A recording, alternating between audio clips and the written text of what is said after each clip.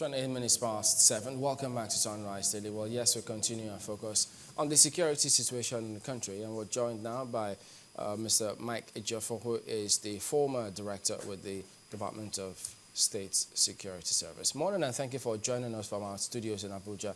Well, looking at comments from the minister there, talking about the comments that also came through from the governor of Adamawa State.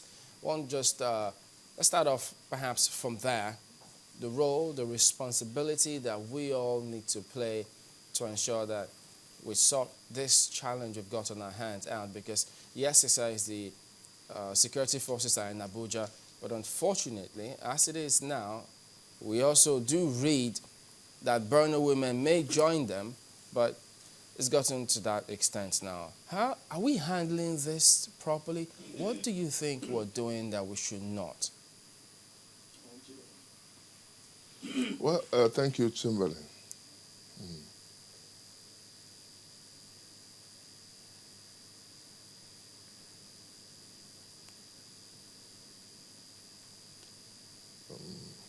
Can you hear me? I'm lost. Not quite clearly now. Looks like he must have lost that.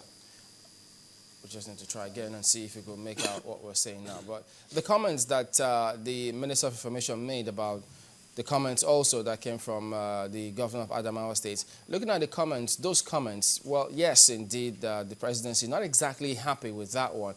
But we also heard some comments previously from the Borno State governor, even though that's history now, because some things have since changed, maybe. But those comments that the governors are making, there seems to be some sort of disconnect here. What could that be for you? Because they are the chief security officers in those states. Do you sense some sort of frustration on their part here? Well, thank you, Chamberlain. I wouldn't say it's act of frustration, just politics. And it's quite unfortunate. I wouldn't want to use very harsh words on the governor, because I do have respect for constituted authority. But being a person in position of authority, he should also temper his words, because he is supposed to instill confidence and not fear in the people he's leading. So that statement is quite unfortunate, because it's capable of even throwing us into civil disturbance.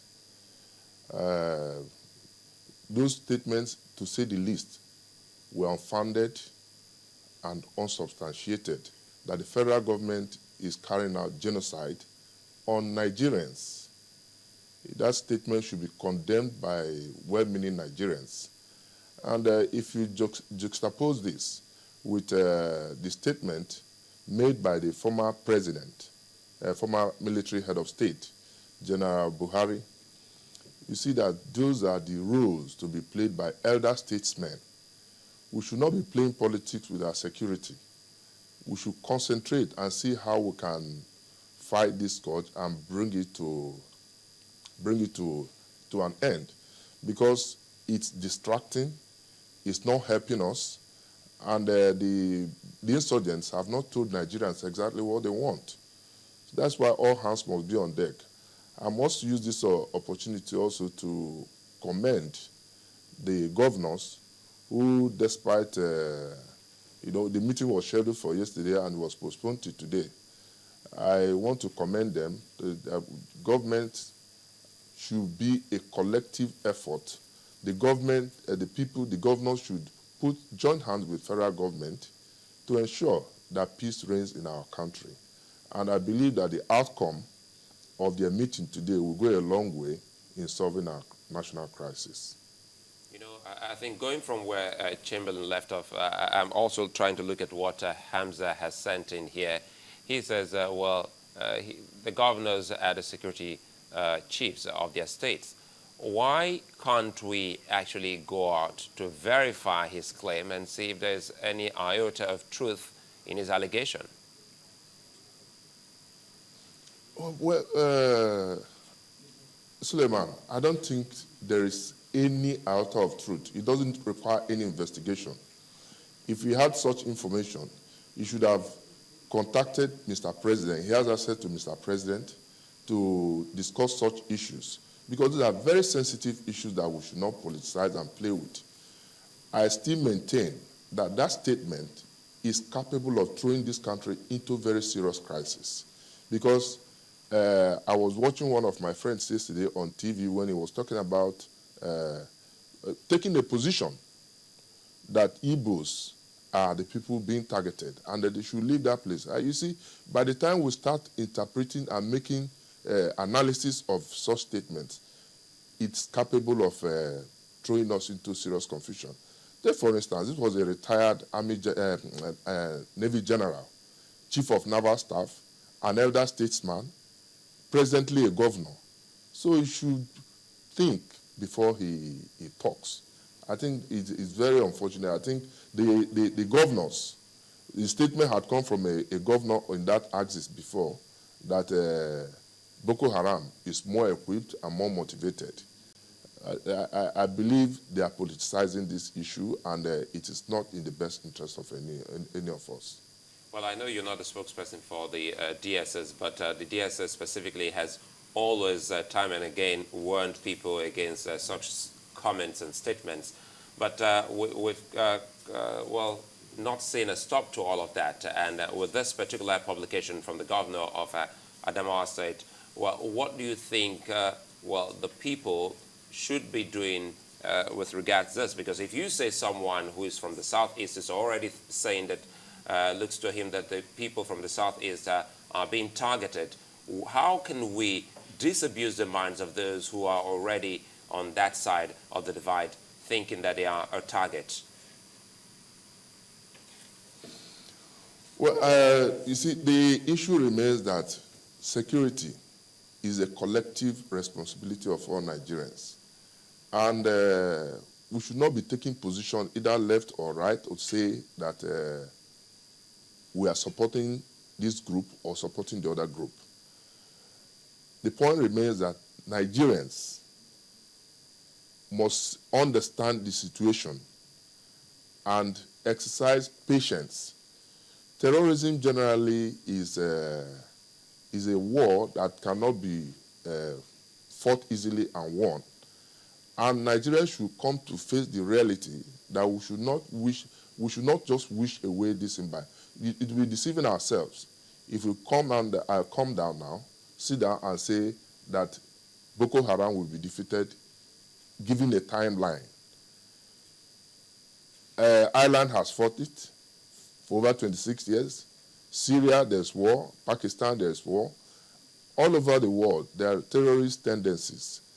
Why it's disturbing is that our local terrorist group has some international affiliations, which is making it worrisome and disturbing for us. And to fight this terrorism in our area, you look at the terrain in which they operate. The terrain is very difficult. The mountainous area, the Sambisa forest, for instance, is mountainous and it's a difficult terrain. And I think our people should come out to support government. And that's why I also want to commend the civilian JTF. That's what is expected of Nigerians. It should not be looked at, the crisis should not be looked at as either Borno, Yobe, or Adamawa problem, but a national problem. It's a national scourge that we must all fight and put our differences apart and ensure that we fight this scourge and bring peace to Nigeria. How do you think these comments hamper the fight against terrorism? Say again.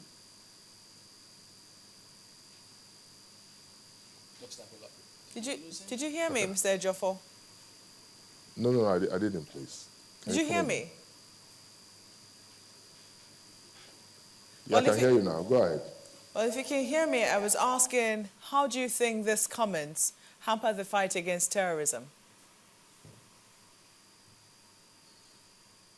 Well, you see, if I get that question correctly, how it hampers the fight against terrorism. You see, this statement alone is even capable of emboldening the terrorists to go ahead and fight. And that is why most Nigerians should be wary of what they say, especially what's coming from my elders. There are certain statements that could be made and people will just gloss over it. But coming from certain quarters, it is taken very seriously. For a governor of that of a state and another statesman to come out that federal government is carrying out genocide against who?